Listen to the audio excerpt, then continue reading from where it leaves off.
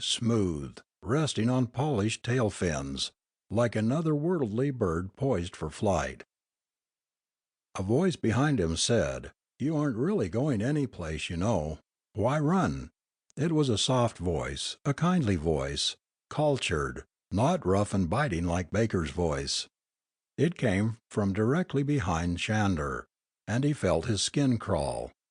He had heard that voice before, many times before. Even in his dreams he had heard that voice. "You see, it's pretty cold out there, and there isn't any air.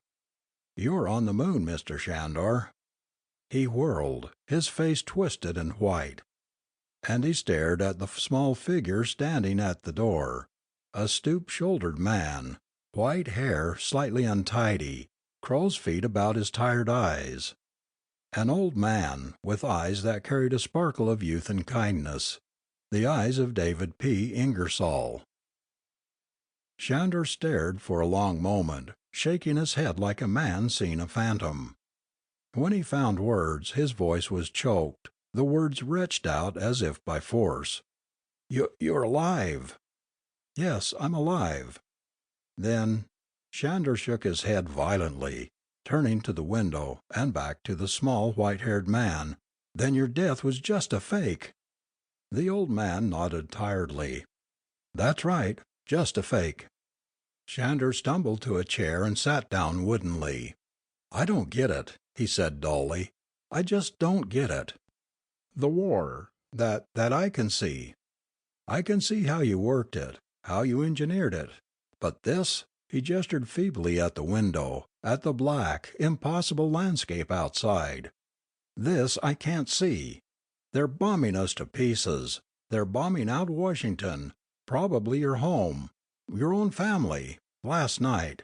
He stopped, frowning in confusion. "No, it couldn't have been done last night. 2 days ago? Well, whatever day it was, they were bombing us to pieces, and you're up here. Why? What's it going to get you? This war, this whole rotten intrigue mess, and then this?"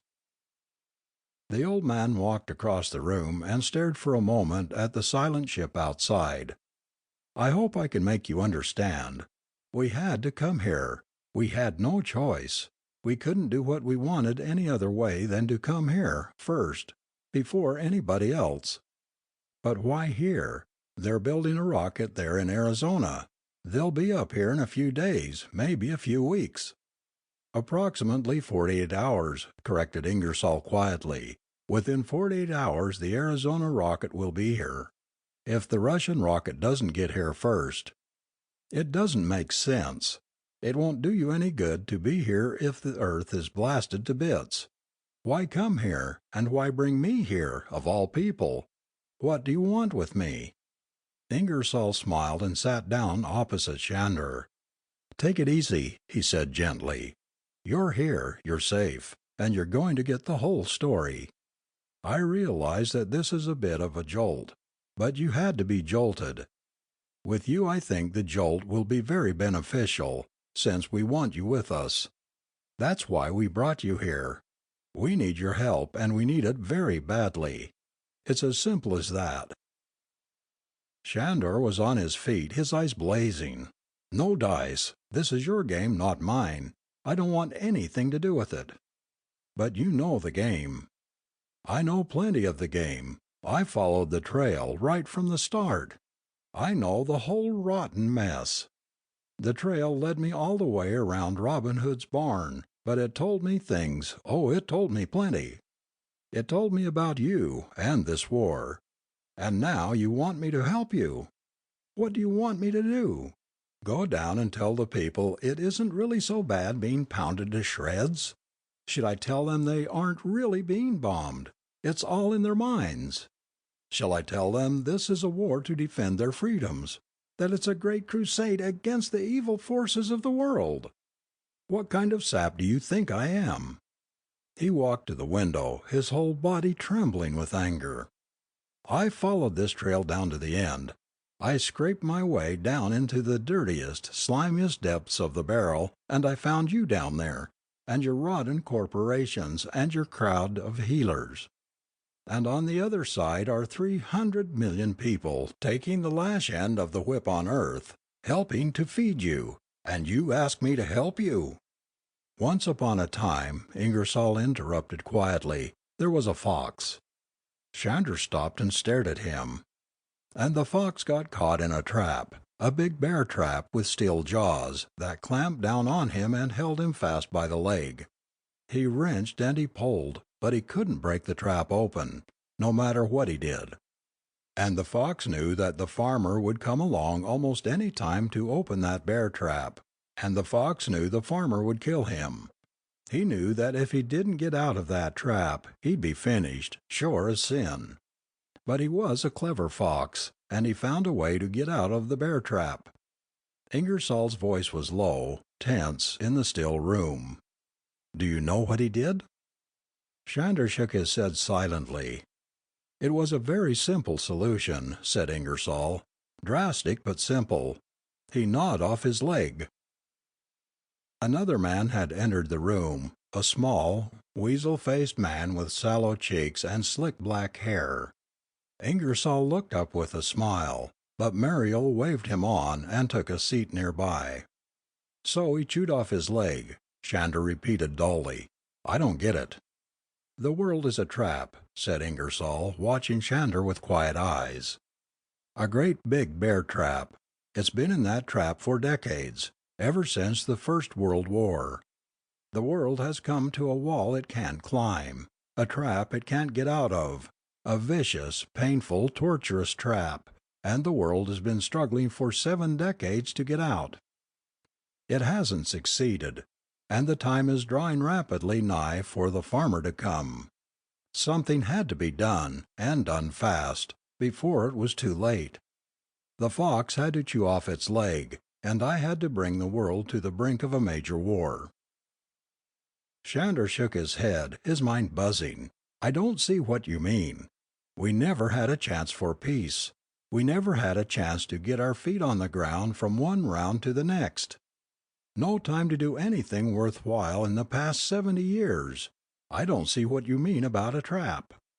Ingersoll settled back in his chair, the light catching his face in sharp profile. It's been a century of almost continuous war, he said. You've pointed out the whole trouble. We haven't had time to catch our breath, to make real peace. The First World War was a sorry affair, by our standards, almost a relic of earlier European wars. Trench fighting, poor rifles, soapbox aircraft, nothing to distinguish it from earlier wars but its scope. But 20 uneasy years went by, and another war began, a very different sort of war. This one had fast aircraft, fast mechanized forces, heavy bombing, and finally, to cap the climax, atomics. That Second World War could hold up its head as a real, strapping fighting war in any society of wars. It was a stiff war, a terrible one. Quite a bit of progress for 20 years.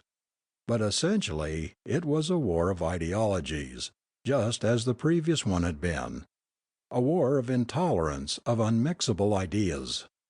The old man paused and drew a sip of water from the canister in the corner. Somewhere, somehow, the world had missed the boat. Those wars didn't solve anything. They didn't even make a very strong pretense. They just made things worse. Somewhere, human society had gotten into the trap, a vicious cycle. It had reached the end of its progressive tether. It had no place to go, no place to expand, to great common goal. So ideologies arose to try to solve the dilemma of a basically static society, and they fought wars. They reached a point finally where they could destroy themselves unless they broke the vicious cycle somehow. Chandler looked up, a deep frown on his face. You're trying to say that they needed a new frontier. Exactly. They desperately needed it. There was only one more frontier they could reach for. A frontier which once attained had no real end. He gestured toward the black landscape outside. There's the frontier, space. The one thing that could bring human wars to an end. A vast, limitless frontier which could drive men's spirits upward and outward for the rest of time. And that frontier seemed unattainable. It was blocked off by a wall, by the jaws of a trap. Oh, they tried. After the first war, the work began. The second war contributed unimaginably to the technical knowledge.